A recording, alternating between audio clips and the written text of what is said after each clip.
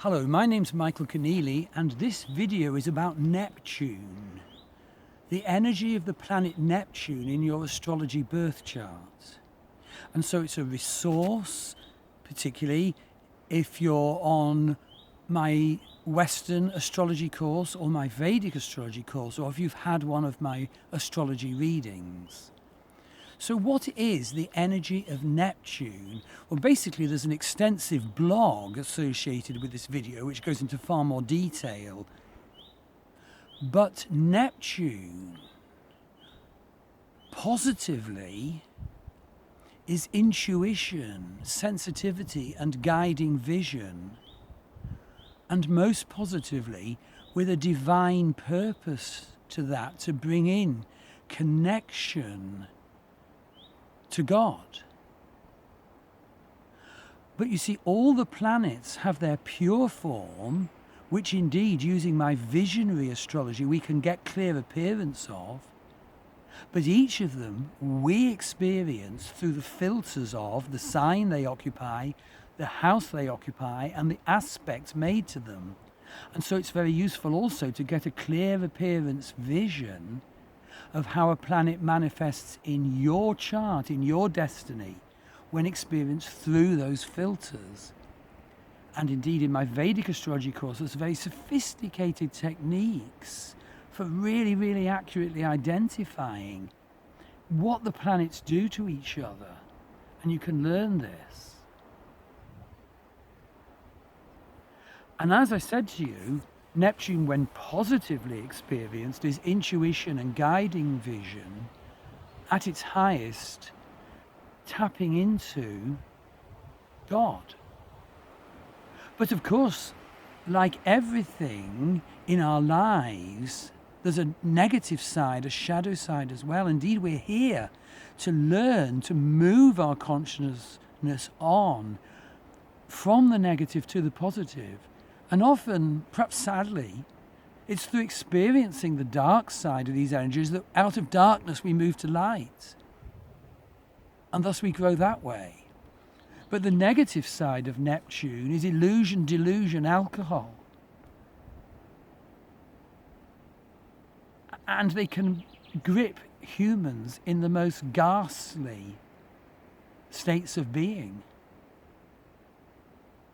So basically, what you do to understand your Neptune destiny, how Neptune manifests in your chart, is you analyze the position of Neptune as regards the sign he falls in, the house in your birth chart he falls in, and the aspects made to other planets. So before I go a bit further into defining Neptune, just to sort of locate things, well, basically my Neptune is at the bottom of my chart on the Imam Cheli, the IC. So what does that mean? Well, basically to have Neptune right at the bottom of your chart on the cusp of your fourth house means you have no roots, except maybe spiritual roots. And in terms of the house you live in, well, it might tend, negatively to have floods in the cellar, or, sort of structural problems or whatever. Or another manifestation as regards house might be to have loads of holy pictures. This is Ireland, after all. And so I'm just trying to explain about how Neptune can manifest when he's at the bottom of the chart. And of course the fourth house is also mother, and I didn't have mothering. And Maggie, who's filming this very kindly, we're in fact just below Ben Bulben Mountain, near our healing centre in the west of Ireland. Well, she has Ketu conjunct Neptune in Virgo, the healer sign. Ketu is the south node of the moon, and it's about, huge declaration and connection to past life energies and skills. Combine that with Neptune, the visionary, in the sign of the healer. And so Maggie does intuitive diagnoses and healing all over the world through the internet, as well as locally. So, Ketu is where we come in from past life. The South Node is where we come in from past life. And we're thrown across our chart to manifest Rahu, what we came to manifest this time. And, in Maggie's chart, that's in the 6th house, Pisces. The 6th house is health, healing and right living. Pisces is intuition, so double whammy. So that's just an example of how Neptune can be decoded. If you have Neptune in the 1st house, you can be incredibly sensitive and empathetic. You can radiate and transmit, but you have to be very careful that you don't present deceptively or even lie. That's the downside of Neptune in the 1st house. The 1st house is how we project into the world. So you get the idea, maybe. So if you look at the blog, or more vastly the course material you get, you'll see the sort of things that Neptune manifests in your life. But before we do that, I want to mention Neptune's equivalent here in Ireland, the ancient Irish god Manannan. And through my Druid Forest School, I teach about visionary contact with the Irish gods and goddesses. And Manannan is fascinating, and he's so similar to Neptune. And of course, the ancient Irish were just another of the Indo-European peoples, the same as the Greeks and the Romans who had Neptune. So basically, I'll just tell you a little bit about Manannan. So he's lord of the tides and the otherworld realms and the realm of the dead. He's seen as a big burly warrior who rides over the waves on a horse called Ironbar. But equally, he's a trickster. He wears an ephemeral, shimmering, mutable, swirling cloak of shifting colours, which can confer invisibility and can in fact take away any colour. And he carries a crane skin bag, a korbolg, filled with magical treasures. And he's the god of the sea, so that we can attune to the currents and the depths of our life. Our life isn't just all this surface stuff of being in this culture. Massive things are going on in our unconscious, in the tides of our destiny. The culture that Western material culture thinks is the world is just like a skin on the surface of an immense deep ocean with huge tides. Neptune can bring you to a statement of what's the fullness of your destiny here. So Manannan is the supreme shapeshifter, and he can call on us to transform and meet new demands and imperatives for our healing and empowerment. But more negatively, the Neptune energy could be the Pied Piper of Hamelin. Do you remember the piper who enchanted a load of children and led them into a cave never to be seen again? And in more negatively still, really bad Neptune energies, really bad use of them, is the alcoholic in denial, the manipulative alcoholic, the compulsive fantasist, this complacent self-congratulatory illusionist. And indeed, such people create a whole controlling web of manipulation, denial, projection, and scapegoating. And other people can be so very much hurt by such creations. So basically, just to say, obviously Neptune slowly orbits, so he's generational. And so I, in fact, have Neptune in Libra, the, shall we say, the hippie era, with its Neptunian ideals of love and music, communal give and take, the swinging 60s. What happened to those? So, okay.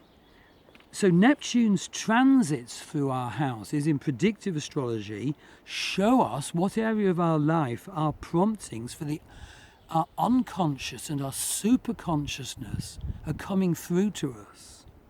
So depending on how practical and courageous we are about dealing with our Neptune energies, honestly perceiving them, positively expressing them, we open to higher forces, protection, or negatively, possession and dissipation.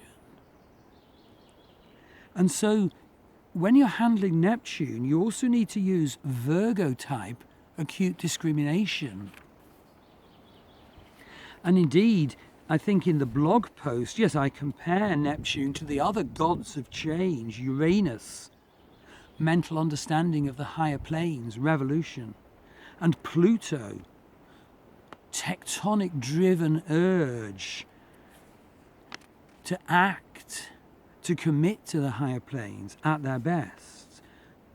So whereas Neptune subtly touches us with eroding potency to erode and dissolve all our false scripts, Uranus shocks and cracks the structures of our false self, and Pluto creates tectonic upheaval and earthquake to shatter those structures of our false self that hold us back. And so indeed there's a huge dichotomy between Neptune and Saturn, and in the blog I include the chart for the moment Neptune was discovered, and fascinatingly, on that date he was conjunct Saturn. So what a message for humanity, that he entered our consciousness conjunct Saturn. So basically, Neptune and Saturn pull in different direction. So often Saturn gives us such a false load of scripts to define who we are and what we can do in our life. But Neptune offers to dissolve those not through drinking, but through meditation, sensitivity, intuition, path working, shamanic work. And I teach all those. So basically, you need to visualize your dream and affirm it so as to free yourself from any of the negative encasements of concrete that Saturn, I was going to say, might have inflicted on you, and that you have accepted and protracted and let to go on.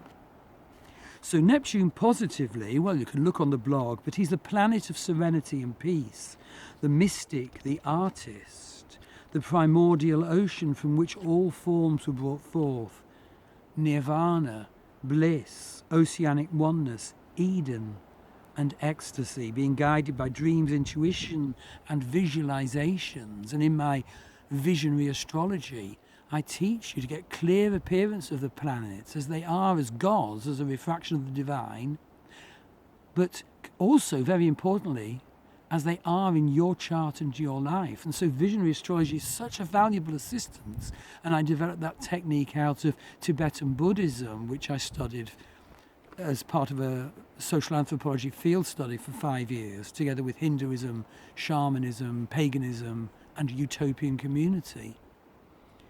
Okay, negative manifestations of Neptune: addiction, addictive compulsive dependence, escapism, denial, delusion, the liar, the swindler and convenient amnesia, and so on. So, astronomical facts: Neptune takes 164.8 years to go round the Sun, and he was discovered on